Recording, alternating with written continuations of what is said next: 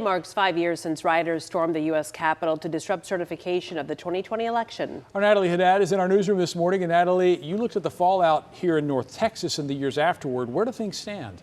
Well, we were going to get to that in just a bit. All the pardons that were involved 5 years after the riot at the U.S. Capitol. Political parties still sharply disagree on what happened, even though the events were broadcast worldwide. President Donald Trump has granted clemency to about 1,500 people convicted in connection with the January 6th attack, including more than 40 defendants with ties to North Texas right here at home. High-profile North Texas cases include that of Thomas Ballard of Fort Worth. He pleaded guilty to assaulting officers accused of using metal scaffolding and a wooden plank.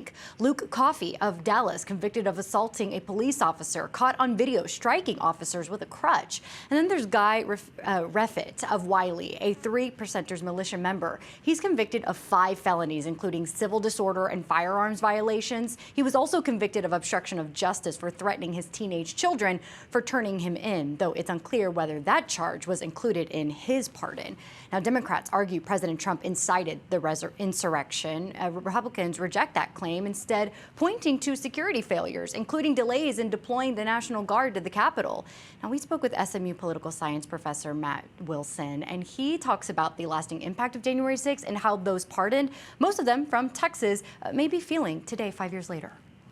Because Texans were disproportionately involved in those activities, Texans were disproportionately the beneficiaries of the pardons that Donald Trump issued. So when Trump pardoned those who had been accused or convicted of criminal activities associated with January 6th, a lot of Texans benefited from that. And so I think that there is definitely some gratitude towards the Trump administration for those pardons from those in the state, who were involved in the January 6th activities.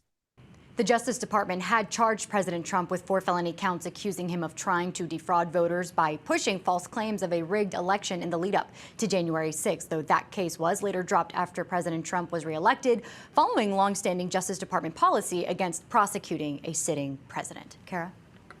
All right, thank you, Natalie.